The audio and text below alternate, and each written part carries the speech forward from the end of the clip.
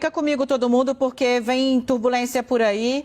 A Gabriela Coelho informa aqui no nosso site, já está lá, o corregedor-geral da Justiça Eleitoral, né, o ministro Benedito Gonçalves, ou seja, corregedor-geral do TSE, ministro Benedito Gonçalves, acaba de abrir uma investigação, um inquérito para apurar a conduta do presidente Jair Messias Bolsonaro, do candidato a vice dele, Braga Neto, e de outros aliados por abuso de poder político.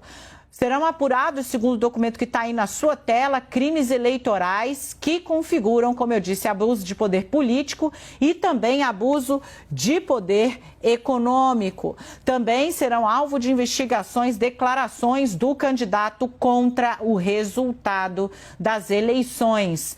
É o resultado, isso é o fruto de um questionamento que foi apresentado pela coligação do presidente eleito Luiz Inácio Lula da Silva. E aí o corregedor entendeu que sim, há indícios o suficiente para embasar a abertura da investigação.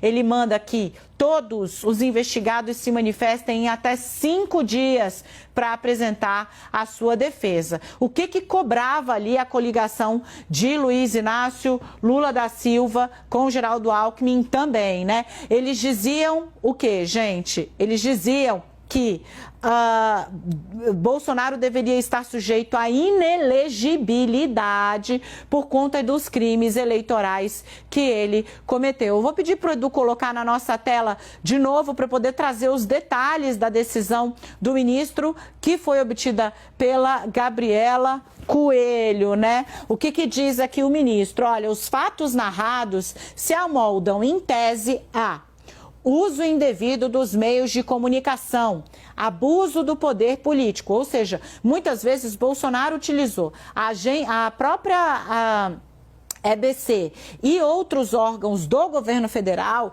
para fazer o quê? Disseminar informação falsa sobre o funcionamento das urnas. Olha o que ele diz no primeiro parágrafo, ali em cima. Ó, a conduta descrita, petição inicial, é o pedido da chapa do Lula. Diz respeito, em síntese, ao desenvolvimento de um projeto de poder político eleitoral assentado na descredibilização do sistema eleitoral, das instituições democráticas, tendo por principal ferramenta a difusão, o uso massivo de redes sociais. Narra-se que, ao menos desde o período pós-eleições em 2018 e com intensificação crescente ao longo de 22, os investigados se empenham em difundir notícias falsas a respeito do funcionamento da urna eletrônica, com ataques ao Supremo e ao TSE, com o objetivo de abalar a confiança do eleitorado e como decorrência de um estado de espírito formatado por teorias conspiratórias sobre irreal perseguição do atual presidente da República, atrair apoiadores e mobilizá-los, levando até mesmo para a prática de atos antidemocráticos, até mesmo com o emprego de violência. Gente, isso vem 2 dias depois. Edu, vou pedir para você voltar para a íntegra do papel para eu poder seguir. Isso vem 2 dias depois do quebra-quebra em Brasília. Segue o corregedor do TSE. As imputações envolvem também o desvio de finalidade no exercício das funções do presidente da República e de parlamentares que teriam aproveitado sua enorme capacidade de influência nas redes para ferir a isonomia, a normalidade eleitoral e a legitimidade do pleito. Os fatos, ou seja, né, tudo que está apontado, se amoldam, em tese, ao uso indevido dos meios de comunicação e abuso de poder político, especialmente consideradas as balizas fixadas pelo Tribunal Superior Eleitoral. Vamos para a conclusão. A petição, diz ali, né, o ministro em seguida, conta com gráficos, imagens, links de matérias jornalísticas contendo declarações dos investigados a respeito do sistema eleitoral, das instituições, de ministros do Supremo e do TSE, prints de postagens e lives nas redes sociais, elementos organizados em uma linha do tempo. Também se faz acompanhar por documentos. Em primeira análise, a petição, ou seja, o pedido de investigação, pretende preenche os requisitos. Desse modo, determina a citação dos réus. Yuri Pita, a verborragia de Bolsonaro, a utilização de canais públicos, os ataques reiterados, sem provas, utilização de Palácio da Alvorada para live com mentira, franca mentira, a respeito de como funcionavam as urnas, de como eram coletados os votos, o caso das inserções que eles lançaram ali em cima e que não parava de pé de tal maneira que depois os que foram fazer a denúncia não sabiam onde enfiar a cara. Tudo isso foi juntado pelo PT depois de vencer as eleições, apresentado ao TSE, que abre uma investigação. E aí, Yuri, a gente precisa juntar 3 lés concrés aqui. O primeiro lé concré é que o ministro Benedito Gonçalves, não é Alexandre de Moraes, viu, gente? É o ministro corregedor, ele é do Superior Tribunal de Justiça e está no STJ. É que o corregedor, o cara que é obrigado por lei, tendo indício a abrir um processo, é assim que funciona, se ele vai lá e tapa o olho, ele está prevaricando. Esse cara, o corregedor, diz que há incitação a atos antidemocráticos, inclusive com o emprego da violência. 2 dias depois do quebra-quebra, da tentativa de invasão do prédio da Polícia Federal em Brasília.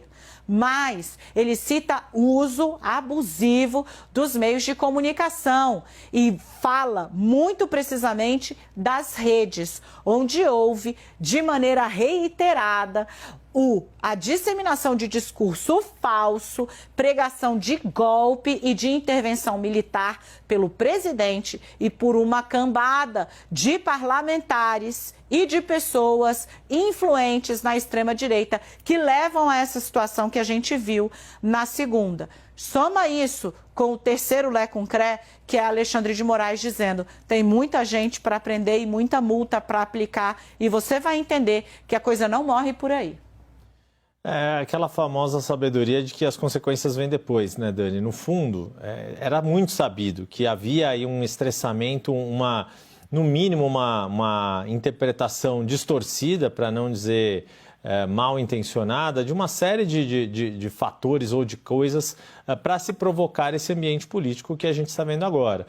Diante do fato de não ter sido bem sucedido na eleição, existe uma tentativa aí, existe uma mobilização que em curso ainda, basta ver o que aconteceu segunda-feira, de tentativa de desestabilização do governo que está por assumir. É claro, essas pessoas que não aceitam o resultado das eleições e não estão agindo de forma isolada e não orquestrada. Há uma série de elementos que agora vão ser investigados com mais rigor, de forma oficial e por meio da Justiça Eleitoral, que podem levar, numa caso de punição, a uma inegibilidade.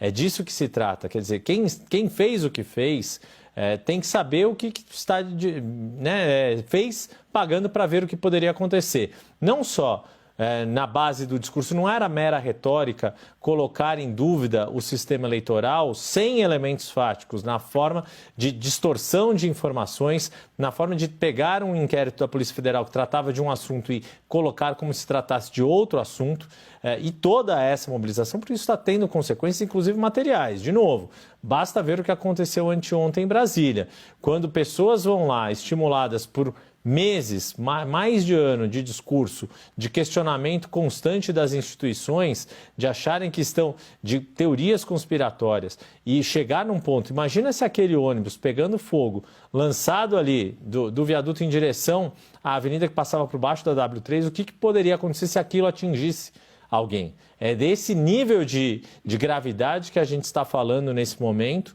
e é isso que é a reação das autoridades. Estão vindo agora e vão continuar. Quando a gente viu o discurso na diplomação de segunda-feira que o processo eleitoral se encerrava, mas não todas as investigações que podem levar a punições penais e agora eleitorais, porque também fez parte da chapa derrotada nas eleições presidenciais, muitas das ações que são passíveis ou que têm indícios de cometimento de crimes, é disso que a gente está falando e, de novo, uma reação conjunta de instituições e não deste ou daquele indivíduo.